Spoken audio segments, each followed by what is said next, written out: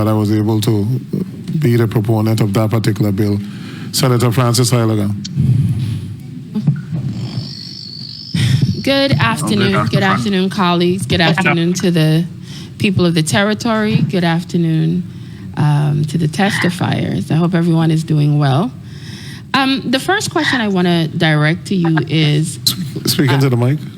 The first question I would like to direct has to do with what is the average per student cost when it comes to the overall budget of education? So we did have that question already, and I will get back to you on that exact figure. Okay. Well, I know probably a couple years ago I did a calculation where I just did a rough division of the budget per the amount of students under the public school system. And I think at that time it was almost $12,000, $11,000 and change. Someplace around there when I just roughly did it. And what I'm trying to figure out is what percentage of that money directly is impacted to the children. Because I keep looking at other jurisdictions. I have done comparisons to where private school versus public school, for example.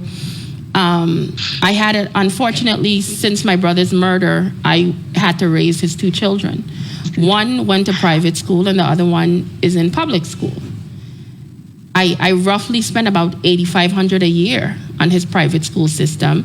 My niece in public school is roughly over $11,000.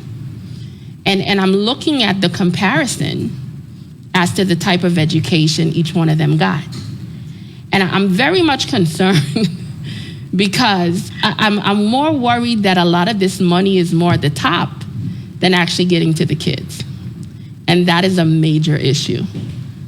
And I think until we start figuring out a way to make sure this money is directly impacting the children of the territory, we're going to keep having these same problems. Last week we had a visitor here, I think congressman from Tennessee, and he was sharing with us that in their state, they divide up the money amongst the kids and it follows them. So it gives the children a little bit more diversity as to how they do things. But I know here in the territory, I'm a product of the public school, and hey, I became a senator, so I did okay. Mm-hmm. But I also am worried about programs, for example, like the IEP program. How do you guys deal with that? Because as a parent that is dealing with a child under that program, I see a lot of struggles, and I really would like to see some improvement, because what the senator said earlier is we're going to end up with a whole lot of students that are unemployable, graduates. And as I see some of them move through the system, I'm trying to figure out how they're even moving, number one. And also what kind of quality of life they're going to have after some of them graduate. How do you guys start preparing for, especially those in IEP programs, whether it's teaming them up for CT programs, skills? How do you get them to that level that they will be able to take care of themselves? Yeah, very good question, Senator. And before I let the superintendents talk about what they're doing in their respective districts relative to the special education population, your concerns are valid. And for example, just getting the supplemental services for our special needs students, that's a contract that we must have. Having qualified teachers in front of our children, we're experiencing so many losses, that impacts what we're able to do. But the Department of Education's goal is to make sure that at the end of their time at the Department of Education, that they're able to function in society as adults. And so that population, that subgroup is very critical to the success of our territory, to the success of those children. And so we do have programs in place. I will let the superintendent speak a little bit more about those. And I just wanted to tell you it's $12,612. You see how close that was? $12,612. $12,000 is what I calculated. Yes. So you are on point. So Superintendent Herman? So good morning, Senator. In terms of our students with an IEP, students who have a disability, we, through our Division of Special Education, ensure that all teachers, work with them based on their accommodations in high school and throughout their schooling. One of the things that we have in high school is what's called an individualized transition plan, where as the students get older, the team comes together and meets to determine what are some of the skills that they would need. And it depends on where our student sits, whether they're in Mod 4 or Mod 3, for them to be successful in their adult life.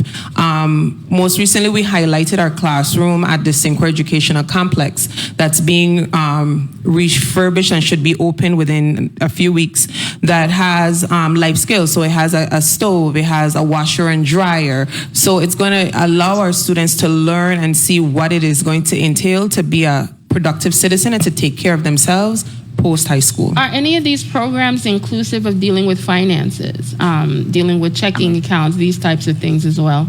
So it is dependent on the program. It tries to teach them. One of the things they do is also summer work. They place them for the summer in terms of different areas of employment. Well, what I'm talking more about, it's nice to use an iron, but how do they know how to deal with their finances, balance a checkbook, know that, even though they might have a disability, life deals with money. That is day-to-day operations. Right. And I think that should be something that's also invested in their learning from the beginning. So that's not just for our students with an IEP. That's for all of our students. One thing we would say that as a community, we needed to firm up, and even as an adult, is financial literacy for our children. Yes. So this is something that we are moving forward with.